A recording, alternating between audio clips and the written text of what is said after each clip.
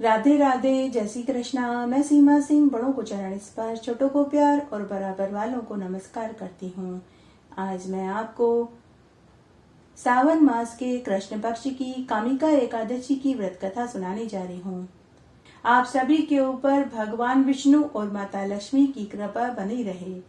आइए अब हम सावन मास के कृष्ण पक्ष की कामिका एकादशी की व्रत कथा सुनते हैं। सावन मास की कृष्ण पक्ष की कामिका एकादशी को कामदा एकादशी भी कहते हैं। कामिका अर्थात कामदा एकादशी का शाब्दिक अर्थ है कामना और इच्छा। जिस इच्छा से कामिका एकादशी का व्रत किया जाता है, भगवान विष्णु उसकी वही इच्छा पूरी कर देते हैं। कामिका एकादशी को कामदा एकादशी भी कहते हैं। आइए आज हम सावन मास के कृष्ण पक्ष की कामिका एकादशी के दिन पावन पवित्र पुण्यफल देने वाली कथाओं को सुनते हैं। एकादशी की इस कथा में सबसे पहले हम विष्णु पुराण का सोभरी चरित्र सुनेंगे। प्रसन्नजीत से युवनाश का जन्म हुआ। युवनाश निसंतान होने के कारण हमेशा दुखी रहते थे। तब सभी मुनियों ने पुत्रष्टि यज्ञ किया। जब यज्ञ समाप्त हो गया तो सभी ऋषि मुनि थक कर सो गए और मंत्रपूत जल के कलश को वहीं रख दिया। अर्धरात्रि में पिपासा कुल राजा युवनाश उसी स्थान पर पहुँचे। सभी ऋषि मुनियों को सोता हुआ देखकर उन्होंने उन्हें नहीं जगाया और राजा युवनाश ने अपरिमित महाशक्तिशाली कलश के मंत्रपूत जल को पी लिया।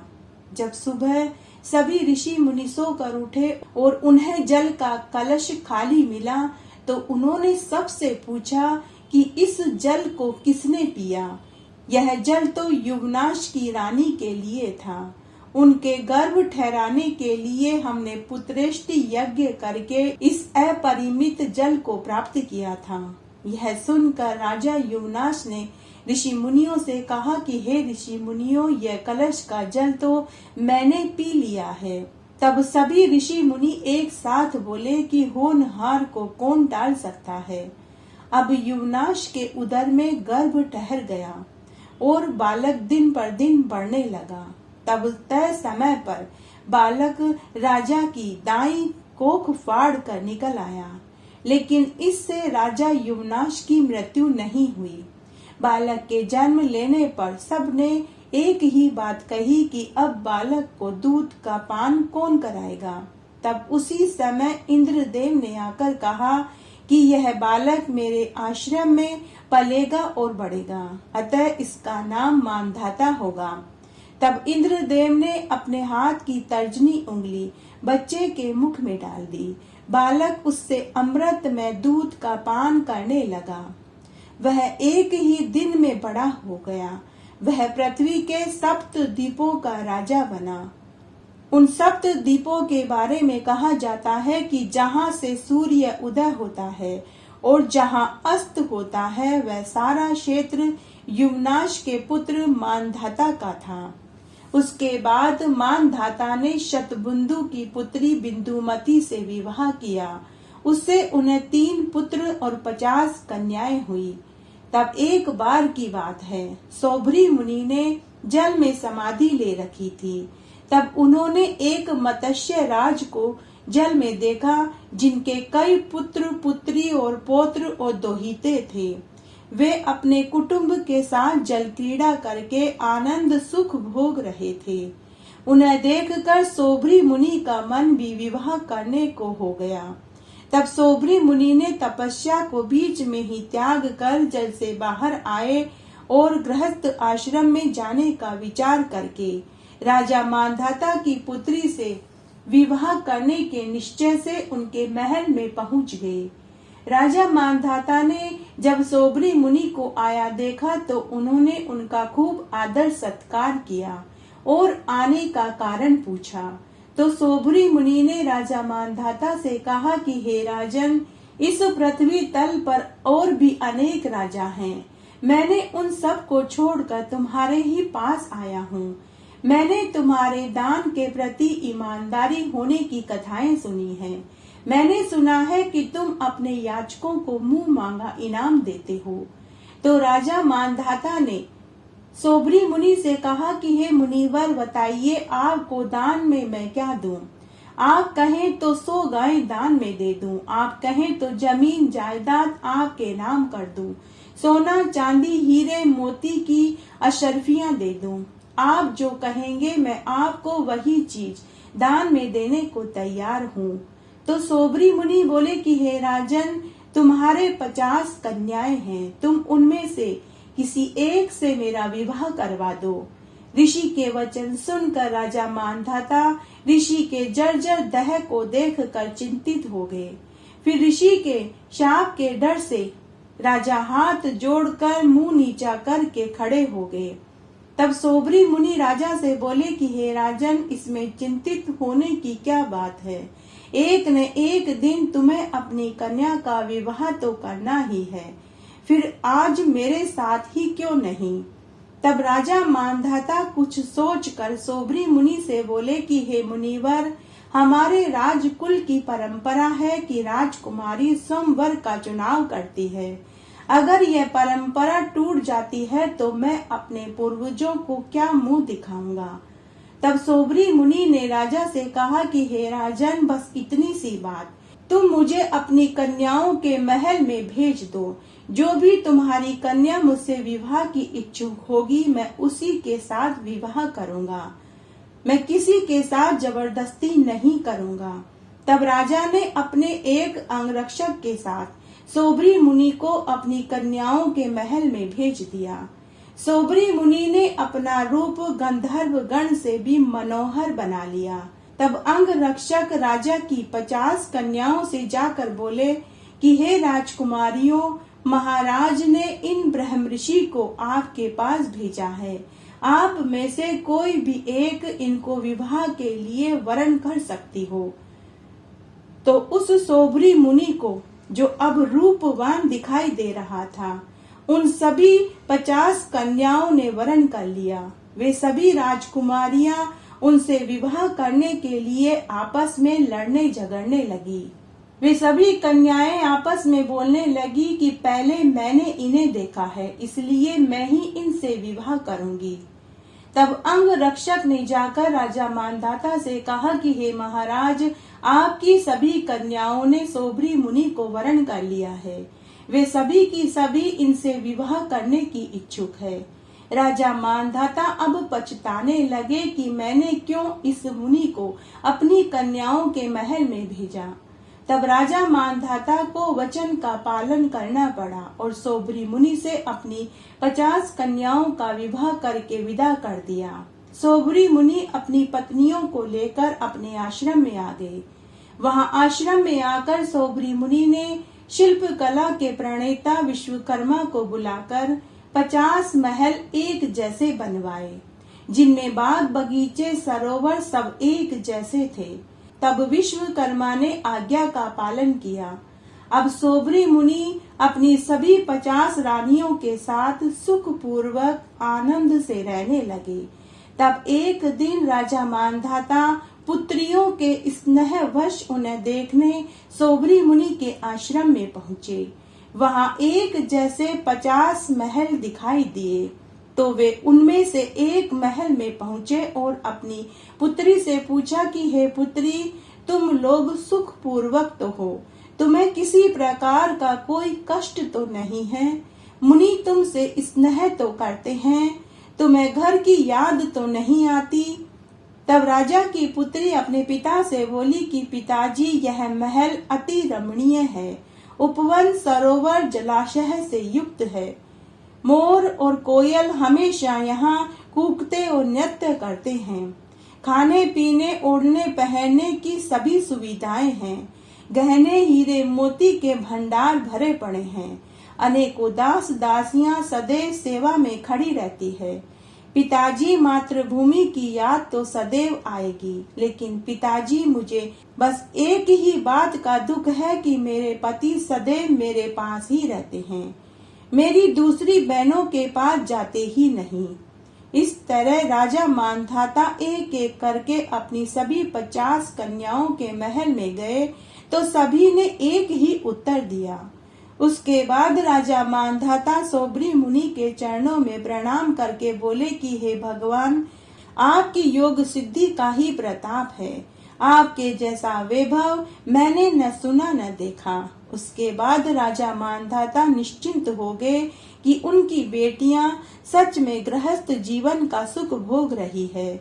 उसके बाद सोबरी मुनि को अपनी पत्नियों से 150 पुत्र पैदा हुए। तब एक दिन सोबरी मुनि मन ही मन सोचने लगे कि कब मेरे पुत्र बड़े होंगे, कब इनका विवाह होगा, कब मैं अपने पोतरों का मुख देख पाऊंगा। फिर एक दिन उनकी यह इच्छा भी पूरी हो गई, लेकिन फिर से उनके मन में पोतरों के विवाह और उनके भी पोतरों को देखने की इच्छा जागृत हो गई। फिर वे मन ही मन सोचने लगे कि मन की इच्छाएं तो बढ़ती ही जा रही है, यह तो रुक ही नहीं रही। तब उन्हें याद आया कि जब मैंने जल में समाधि ली थी तो मत्स्य राज को और उनके परिवार को देखकर मेरे अंदर विवाह की इच्छा जागृत हुई थी। तो मैंने राजकन्याओं से विवाह करके परिवार को 50 गुना बढ़ा लिया। अब आगे भी पुत्रों के पुत्र होते रहेंगे। यह ममता रूप विवाह संबंध बड़े ही दुख का कारण है। उसके बाद सोबरी मुनि ने पुत्र पौत्र ग्रह सब को छोड़कर अपनी स्त्रियों सहित वन में जाकर तपस्या करने लगे। जो कोई भी सोबरी चरित्र के इस महात्म्य को पढ़ता, सुनता और सुनाता है, वह 6 जन्मों तक दुसंतति और दुखों को नहीं भोगता। आइए अब हम सोदास चरित्र सुनते हैं। ऋतुपर्ण का पुत्र सर्वकाम था। उसका पुत्र सुदास और सुदास का पुत्र सोदास मित्र सह हुआ। एक दिन सोदास राजा हिरण का शिकार करने वन में गए। वहां उन्होंने 2 व्याघ्र को देखा, जिन्होंने पूरे वन को मृगहीन कर दिया था। यह देखकर राजा ने उनमें से एक व्याघ्र को बाण से मार डाला। मरने के बाद वह व्याघ्र राक्षस की योनि को प्राप्त हो गया। यह देखकर दूसरे व्याघ्र ने राजा सोदास से कहा कि मैं तुमसे इसका बदला लेकर रहूंगा, और ऐसा कहकर वह अंतर्ध्यान हो गया। इस तरह बहुत सा समय व्यतीत हो गया। तब एक बार की बात है, राजा सोदास ने आचार्य वशिष्ठ से एक यज्ञ करवाया। जब यज्ञ पूरा हो गया तो मुनि वशिष्ठ स्नान करने तालाब पर चले गए। तब वही राक्षस राजा सोदास से बदला लेने के लिए मुनि वशिष्ठ का रूप धरकर राजा सोदास के पास आया और राजा से बोला कि हे राजन, तुम मेरे लिए नर मांस की व्यवस्था करो, तब तक मैं तालाब पर स्नान करके आता हूँ। फिर वही राक्षस राजा के रसोइये के वेश में राजा की रसोई में पहुँच गया। राजा ने अपने रसोइये से नर मांस बनाने का आदेश दिया।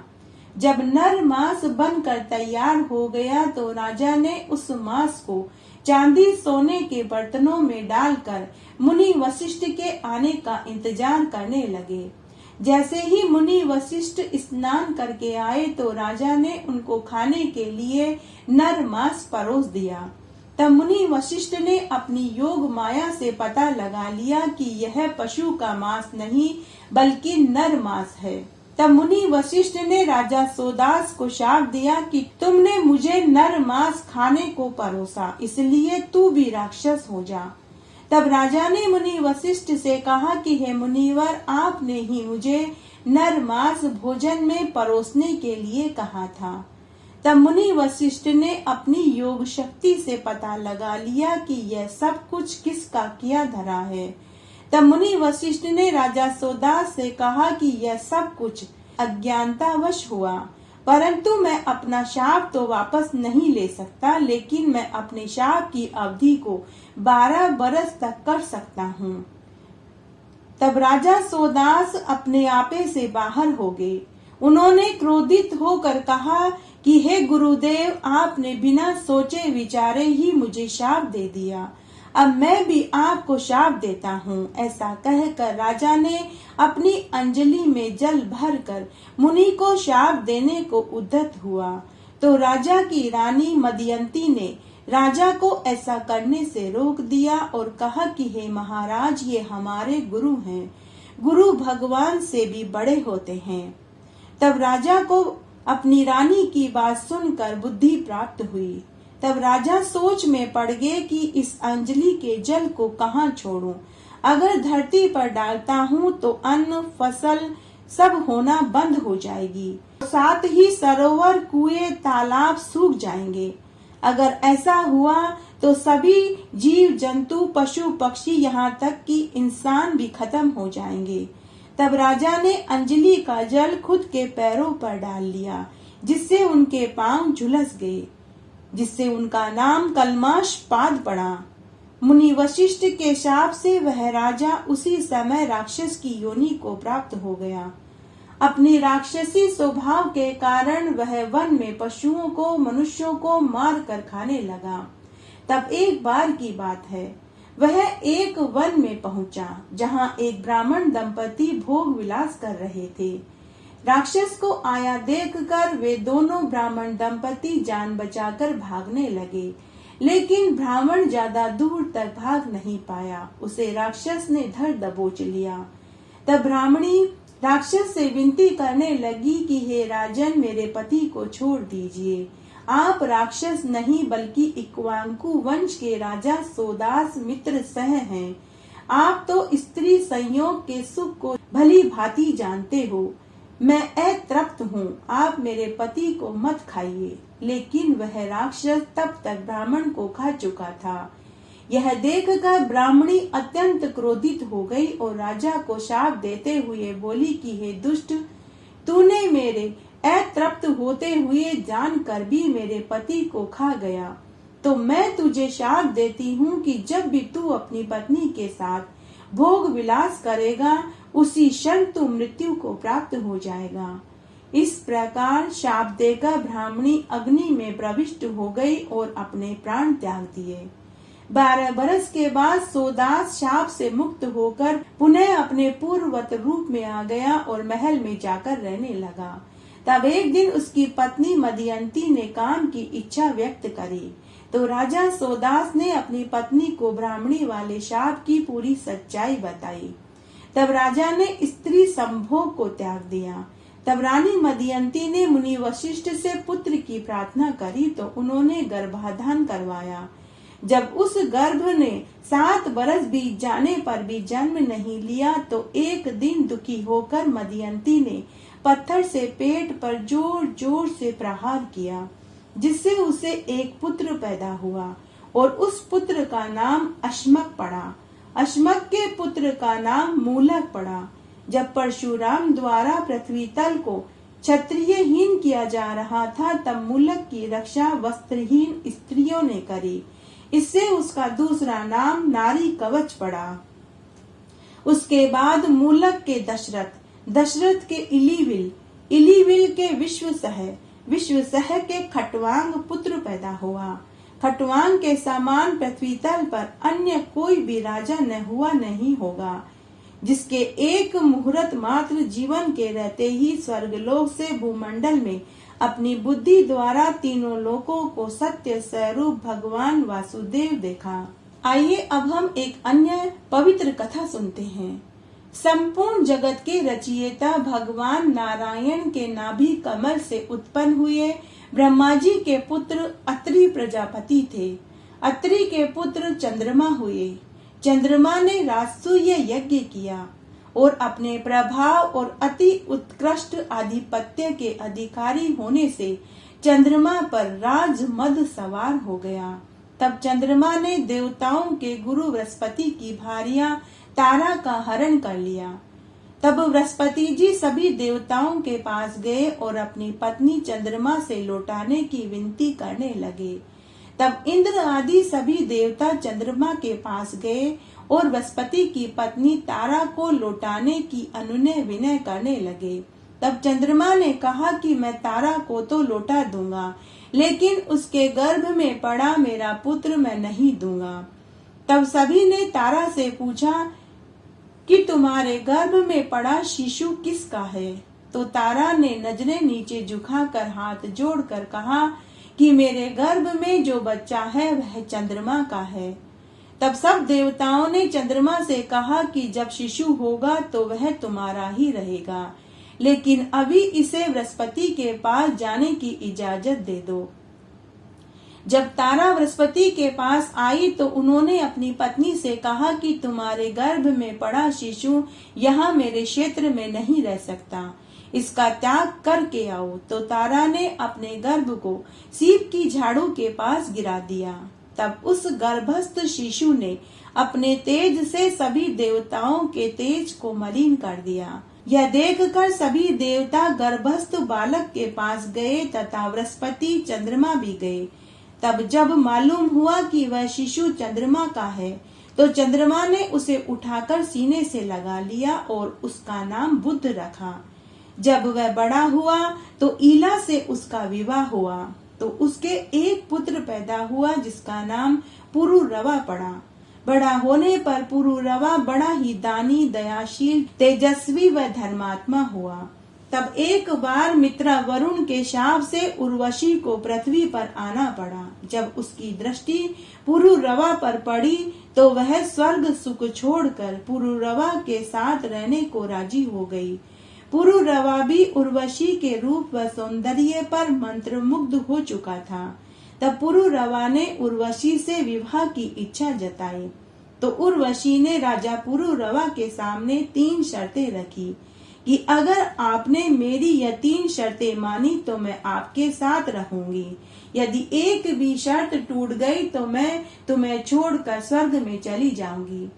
तो उर्वशी ने कहा कि हे राजन, मेरी पहली शर्त यह है कि यह 2 भेड़े मेरे पुत्र रूप हैं, यह कभी मेरी शैया से दूर नहीं होनी चाहिए।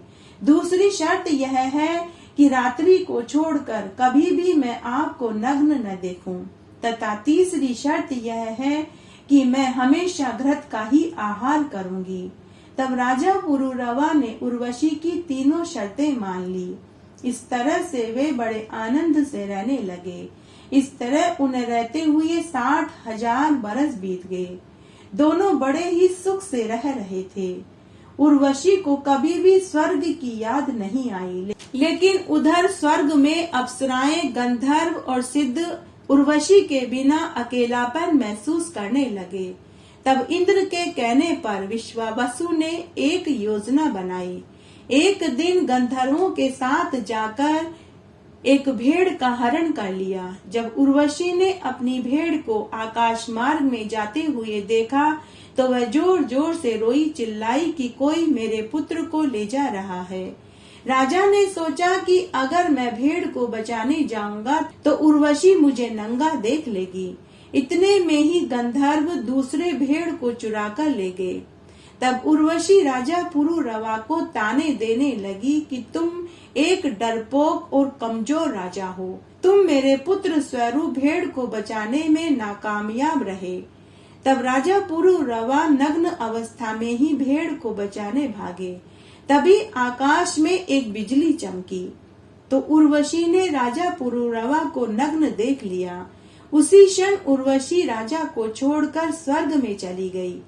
उधर राजा भेड़ों को लेकर शयनगार में पहुंचा, लेकिन उन्हें उर्वशी कहीं दिखाई नहीं दी।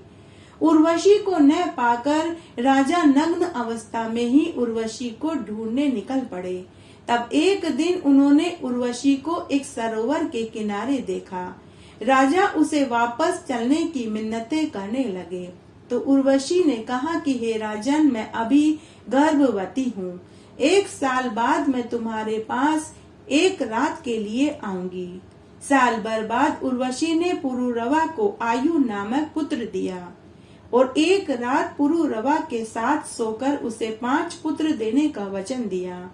उसके बाद गंधर्वों ने राजा पुरुरवा से वरदान मांगने को कहा तो राजा ने गंधर्वों से कहा कि मुझे सिर्फ उर्वशी सहवास के लिए चाहिए, मैं और किसी की कामना नहीं रखता। तो गंधर्वों ने राजा पुरुरवा को एक अग्नि स्थाली अर्थात एक अग्नि युक्त पात्र दिया और कहा कि इस अग्नि के वैदिक विधि से गाहपत्य, आहवनीय और दक्षिणा अग्नि रूप भाग करके उर्वशी के साथ सहवास की जब भी तुम कामना करोगे तुम्हें अभिष्ट वर प्राप्त होगा। गंधर्वों के ऐसा कहने पर राजा ने अग्नि स्थाली ले ली और लेकर महल में जाने लगे। बीच रास्ते में ही राजा ने उस अग्नि स्थाली को अर्थात अग्नि के पात्र को वन में ही छोड़ दिया। महल में आने के बाद अर्धरात्रि में राजा को उर्वशी के साथ व निकटता की जरूरत महसूस हुई तो उसे अग्नि स्थाली की याद आई। राजा उसी समय अग्नि स्थाली अर्थात अग्नि पात्र को लेने के लिए उसी स्थान में वन में पहुंचा, लेकिन उसे अग्नि स्थाली नहीं मिली। जिस स्थान पर राजा पुरुरवा ने उस अग्नि पात्र को रखा था वहां शमी गर्भ पीपल का वृक्ष उगाया। तब राजा उस अश्वत्थ पेड़ को लाकर खुद के नगर में लगा दिया और उसकी अरणी बनाई। उसके बाद उस काष्ठ को एक एक अंगुल करके गायत्री मंत्र का पाठ करने लगे। उस पाठ से गायत्री की अक्षर संख्या के बराबर एक एक अंगुल की अरणियां हो गई। उनके मंथन से तीनों प्रकार की अग्नियां उत्पन्न कर हवन किया तथा उर्वशी के सहवास रूप फल की इच्छा करी। उसी अग्नि से यज्ञों का यजन कर गंधर्व लोक को पुरुरवा ने प्राप्त कर लिया, जिससे उसे उर्वशी मिल गई। एक अन्य कथा के अनुसार एक बार एक महान ज्ञानी साधु महात्मा जी घने जंगल में कुटिया बनाकर रह रहे थे।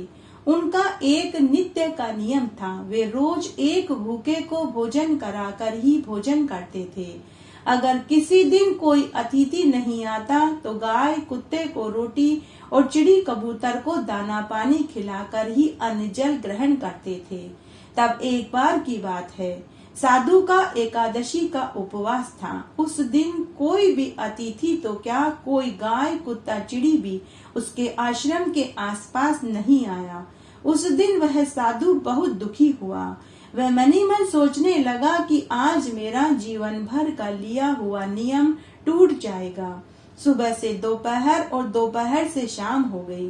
तभी गोधूली बेला का समय बीतते बीतते एक 100 साल का वृद्ध साधु उस आश्रम के सामने से गुजरा। उसे देखकर साधु बहुत खुश हुआ।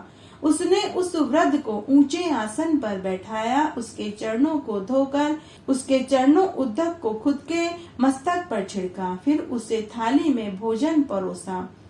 तब वह वृद्ध जो 3 दिन से भूखा प्यासा था, उसने न तो भगवान का भोग निकाला, न गौघास निकाला और न ही अन्न देवता को प्रणाम किया। झट से पूरा भोजन खा गया। यह देखकर साधु महात्मा को बहुत बुरा लगा। उन्होंने वृद्ध से इसका कारण जानना चाहा तो वह वृद्ध बोला कि मैं तो सिर्फ अग्नि देव को मानता हूँ और किसी भी देवता को नहीं पूजता। तो साधु ने उस वृद्ध को उसी समय अपने आश्रम से धक्के देकर निकाल दिया। वृद्ध व्यक्ति उदास मन से अपने गंतव्य की ओर चल दिया। उसी रात्रि को भगवान विष्णु ने आकर उस साधु को दर्शन देकर कहा कि हे वत्स, तुमने उस वृद्ध के साथ जो व्यवहार किया उससे तेरे जीवन भर के पुण्य क्षीण हो गए। तो साधु स्वप्न में ही भगवान विष्णु से बोला कि हे भगवान, मैंने तो उसे इसलिए धक्के मार कर भगाया था कि उसने आपका अपमान किया था। तो भगवान ने साधु से कहा कि हे वत्स, वह व्यक्ति मेरा नित्य अपमान करता था। मैंने उसे 100 बरस तक सहा, लेकिन तुम उसे एक दिन सहन नहीं कर सके। ऐसा कहकर भगवान अंतर्ध्यान हो गए और वह साधु मन ही मन पछताने लगा। स्कंद पुराण के अनुसार ब्रह्मोत्तर खंड में एक पौराणिक कथा आती है। काशी नरेश की कन्या कलावती का विवाह मथुरा के दाशाह नामक राजा से हुआ। वह राजा जुआरी, शराबी और वेश्यावृत्ति में हमेशा संलग्न रहता था। जब भी राजा अपनी रानी कलावती से बातचीत करना चाहता तो वह 10 कदम दूर खड़ी होकर राजा से बात करती। तो राजा को यह बड़ा अजीब लगता। तब एक रात्रि को राजा ने रानी को खुद के पास सोने को बुलाया, तो रानी ने इनकार कर दिया। उस समय राजा ने अधिक शराब पी रखी थी, तो राजा ने रानी के साथ जोर जबरदस्ती करी, उसका हाथ पकड़कर खींचा, तो राजा को अचानक करंट लगा। तो राजा ने झट से खुद का हाथ खींच लिया और रानी से पूछने लगा कि हे रानी, तुम में आखिर ऐसी कौन सी शक्ति है जो तुम्हें स्पर्श करते ही बिजली का झटका देती है। तो रानी ने कहा कि हे महाराज, इसीलिए मैं आपसे 10 कदम दूर खड़ी होकर बात करती थी, क्योंकि मैंने बाल्यकाल में दुर्वासा मुनि से शिव मंत्र की दीक्षा ली थी। शिव मंत्र का जाप करने से मेरे अंदर सात्विक ऊर्जा का विकास हो गया है। जैसे दिन और रात्रि कभी एक साथ नहीं रह सकते, वैसे ही हम दोनों एक साथ नहीं रह सकते। कारण यह है कि आप शराब जुआरी हैं और वेश्यावृत्ति में संलग्न रहते हैं। आपका शरीर, मन, बुद्धि पाप कर्म में लीन रहता है। और मैंने जो शिव मंत्र का जाप करा तो उससे मेरे अंदर ओज, तेज और आध्यात्मिक शक्ति का विकास हो गया है। इसलिए हम एक साथ नहीं रह सकते। आपका हृदय, मन, शरीर शुद्ध होता तो मैं आपको सभी सुख दे पाती। तो राजा बोला कि हे रानी, अब तुम मुझे भी शिव मंत्र दे दो। तो रानी ने कहा कि हे महाराज, मैं आपकी पत्नी हूँ, गुरु नहीं। हे महाराज, मैं आपकी पत्नी हूँ, मैं गुरु नहीं बन सकती। तब राजा रानी उसी समय गर्गाचार्य ऋषि के पास गए। राजा ने उनसे गुरु दीक्षा ली। तब गर्गाचार्य जी महाराज ने राजा के ऊपर अपनी दिव्य दृष्टि डाली, जिससे उनके जीवन भर के सभी पाप धुआं बनकर उड़ गए। फिर राजा ने भी शिव मंत्र लिया और वह भी पवित्र आत्मा का हो गया। उसके बाद वे सुखपूर्वक जीवन बिताने लगे। सावन मास की पवित्र एकादशी कामिका एकादशी के नाम से जानी जाती है। सावन मास के कृष्ण पक्ष की एकादशी में जनार्दन भगवान की पूजा करने का विधान है। कामिका का शाब्दिक अर्थ है कामना, इच्छा। अगर कामिका एकादशी का व्रत किसी विशेष इच्छा को पूरा करने के लिए किया जाता है तो भगवान जनार्दन उस मनुष्य की सभी इच्छाओं को पूरी कर देते हैं। इस एकादशी का व्रत करके मनुष्य अपने सभी कष्टों से मुक्ति पा जाता है। उदया तिथि के अनुसार इस बार कामिका एकादशी 13 जुलाई गुरुवार को पड़ेगी। भगवान विष्णु के आराध्य देव भगवान शिव शंकर हैं और शिव जी के आराध्य देव भगवान विष्णु हैं। इसलिए सावन मास की कामिका एकादशी का महत्व और भी अधिक बढ़ जाता है। धर्मशास्त्र में कहा गया है कि जो भी मनुष्य सच्चे हृदय से कामिका एकादशी का व्रत पूरे विधि विधान से करते हैं तो उनकी सभी इच्छाएं भगवान शिव और भगवान विष्णु पूरी कर देते हैं। वे इस जीवन के समस्त सुखों को भोग कर मरने के बाद वैकुंठ लोक में आनंद सुख भोगते हैं। कामिका एकादशी की कथा सुनने मात्र से ही मनुष्य ब्रह्म हत्या जैसे सभी पाप कर्मों से छूट जाता है और मरने के बाद विष्णु लोक को जाता है।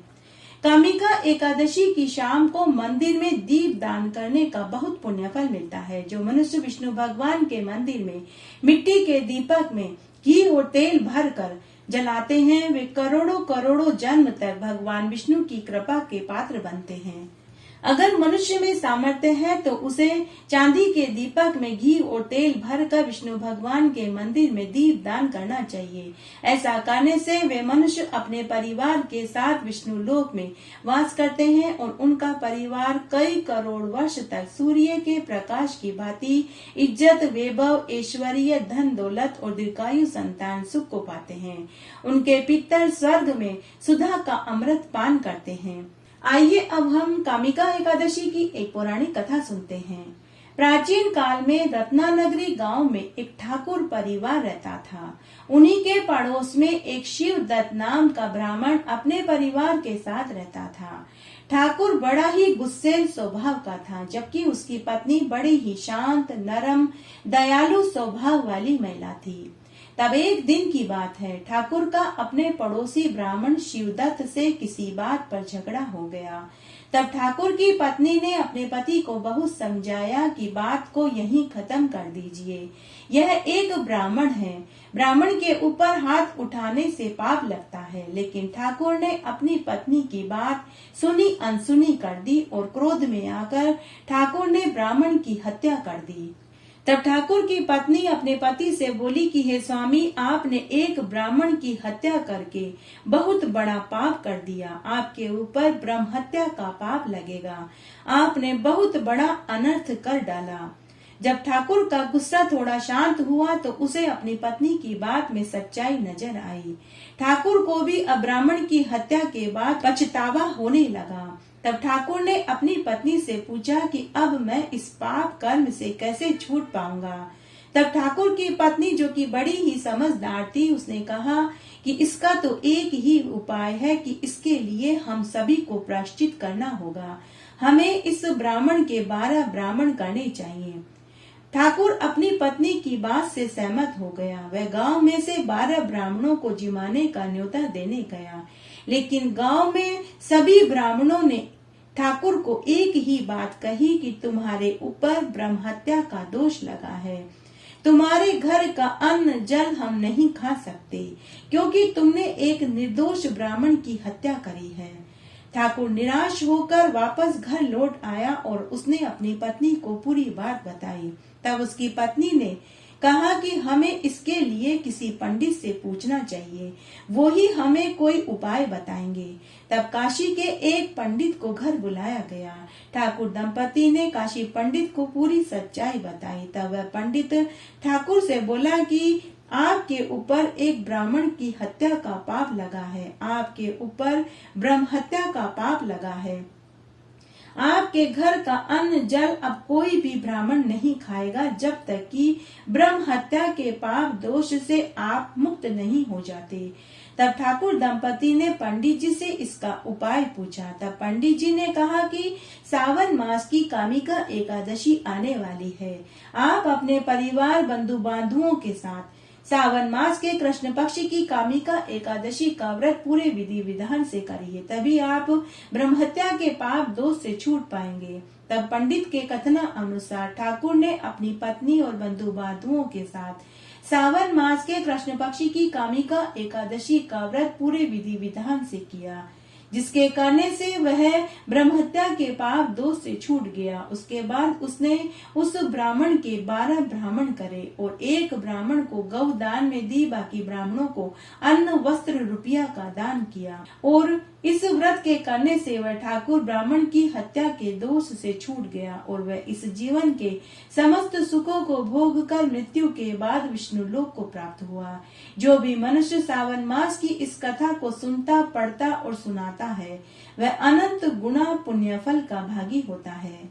कुंती पुत्र धर्मराज युधिष्ठिर बोले कि हे भगवान, अब आप मुझे श्रावण मास के कृष्ण पक्ष की एकादशी की कथा को सुनाइए। उस एकादशी का नाम और उसकी विधि क्या है, उसके देवता कौन है और कैसे पूजा होती है। तब श्री कृष्ण भगवान युधिष्ठिर से बोले कि हे राजन, मैं एकादशी की कथा तुमसे कहता हूँ, तुम ध्यान से सुनो। एक समय इस एकादशी की पावन कथा को भीष्म पितामह ने लोक हित के लिए नारद मुनि से कहा था। एक समय नारद जी ने पूछा था कि हे पितामह, आज मेरी श्रावण मास के कृष्ण पक्ष की एकादशी की कथा को सुनने की इच्छा है, अतः अब आप मुझे एकादशी की व्रत कथा को विधि सहित सुनाइए। भीष्म पितामह नारद जी के वचनों को सुनकर बोले कि हे नारद मुनि, आपने मुझसे बहुत सुंदर प्रश्न किया है। अब आप ध्यान लगाकर चित्त से सुनो। श्रावण माह के कृष्ण पक्ष की एकादशी का नाम कामदा एकादशी है। इसका एक अन्य नाम कामिका एकादशी भी है। इस एकादशी की कथा को सुनने मात्र से वाजपेयी यज्ञ का फल मिल जाता है। कामदा एकादशी के व्रत में शंख चक्र गदाधारी विष्णु भगवान की पूजा की जाती है। जो मनुष्य इस एकादशी को धूप दीप नैवेद्य आदि से भगवान विष्णु की पूजा करते हैं, उन्हें गंगा स्नान करने जितना फल मिल जाता है। यही फल सूर्य चंद्र ग्रहण केदार कुरुक्षेत्र में स्नान करने से मिलता है। श्री विष्णु भगवान के पूजन का फल समुद्र और वन सहित पृथ्वी दान करने, सिंह राशि वालों को गोदावरी नदी में स्नान करने के फल से भी अधिक होता है। व्यतिपात में गंडक नदी में स्नान करने से जो फल मिलता है वही फल भगवान की पूजा करने से मिल जाता है। भगवान विष्णु की पूजा का फल श्रावण मास के कृष्ण पक्ष की एकादशी के फल के बराबर है। अतः भक्ति पूर्वक भगवान की पूजा न बन सके तो श्रावण माह के कृष्ण पक्ष की कामदा एकादशी का व्रत अवश्य करना चाहिए। आभूषण से युक्त बछड़ा सहित गौदान करने से जो फल मिलता है वही फल कामदा अर्थात कामिका एकादशी का व्रत करने से ही मिल जाता है। जो उत्तम द्विज श्रावण माह के कृष्ण पक्ष की कामदा एकादशी का व्रत करते हैं तथा श्री विष्णु भगवान की पूजा करते हैं, उससे समस्त वेद नाग किन्नर पितृ आदि की पूजा हो जाती है। हे नारद, स्वयं भगवान ने अपने मुख से कहा है कि मनुष्यों को आध्यात्म विद्या से जो फल मिलता है उससे भी अधिक गुना फल कामदा एकादशी के दिन उपवास रखने से ही मिल जाता है। कामदा एकादशी का व्रत करने से मनुष्य अंतिम समय दुखों से युक्त यमराज और नरक के दर्शन नहीं देखता। कामिका एकादशी का व्रत और रात्रि जागरण से मनुष्य को कुयोनि नहीं मिलती और मरने के बाद वह स्वर्गलोक को जाता है। जो उत्तम मनुष्य श्रावण माह के कृष्ण पक्ष की कामदा एकादशी के दिन तुलसी से विष्णु भगवान का पूजन करते हैं, वे पुनः इस संसार सागर में आवागमन के चक्र से छूट जाते हैं। जो उत्तम मनुष्य श्रावण माह के कृष्ण पक्ष की कामदा एकादशी को तुलसी से भक्ति पूर्वक श्री विष्णु भगवान की पूजा करते हैं, वे इस संसार सागर में रहते हुए भी इस प्रकार अलग रहते हैं जिस प्रकार कमल जल में रहता हुआ भी जल से अलग रहता है। भगवान की तुलसी दल से पूजा करने का फल 1 भार स्वर्ण और 4 भार चांदी के दान के फल के बराबर माना गया है। श्री विष्णु भगवान रत्न मोती मणि आभूषण से इतने प्रसन्न नहीं होते जितने की तुलसी दल भोग के साथ चढ़ाने से प्रसन्न होते हैं। जो मनुष्य भगवान को तुलसी दल से पूजा करते हैं उनके समस्त पाप नष्ट हो जाते हैं। हे नारद, मैं स्वयं भगवान की अत्यंत प्रिय श्री तुलसी को नमस्कार करता हूँ। तुलसी जी के दर्शन मात्र से मनुष्य के समस्त पाप नष्ट हो जाते हैं और शरीर के स्पर्श मात्र से मनुष्य पवित्र हो जाता है। तुलसी जी को जल से स्नान कराने से मनुष्य की समस्त यम यातनाएं नष्ट हो जाती है। जो मनुष्य तुलसी जी को भक्ति पूर्वक भगवान के श्री चरण कमलों में अर्पित करता है उसे मरने के बाद मुक्ति मिल जाती है, सद्गति प्राप्त होती है। जो मनुष्य एकादशी के दिन भगवान विष्णु के सामने गाय के घी का अखंड दीपक जलाते हैं उनके पितर स्वर्गलोक में सुधा का पान करते हैं। जो मनुष्य भगवान के सामने घी या तिल के तेल का दीपक जलाते हैं उनको सूर्य लोक में भी सहस्त्र दीपकों का प्रकाश मिलता है। इस व्रत के करने से ब्रह्म हत्या ब्राह्मण हत्या आदि सभी के पाप नष्ट हो जाते हैं। जो मनुष्य इस व्रत को करते हैं वे इस लोक में सुख भोग कर अंत में विष्णु लोक को जाते हैं। कामदा एकादशी के महात्म्य को पढ़ने सुनने और सुनाने से उस मनुष्य को मरने के बाद स्वर्गलोक का सुख मिलता है। इस तरह आज हमने सावन मास के कृष्ण पक्ष की कामिका एकादशी की व्रत कथा सुनी। आशा करती हूँ यह आपको जरूर पसंद आएगी। मेरे साथ बने रहने के लिए आपका धन्यवाद। आगे आने वाली कथा कहानियों के लिए भी आप इसी तरह मेरे साथ बने रहें। धन्यवाद।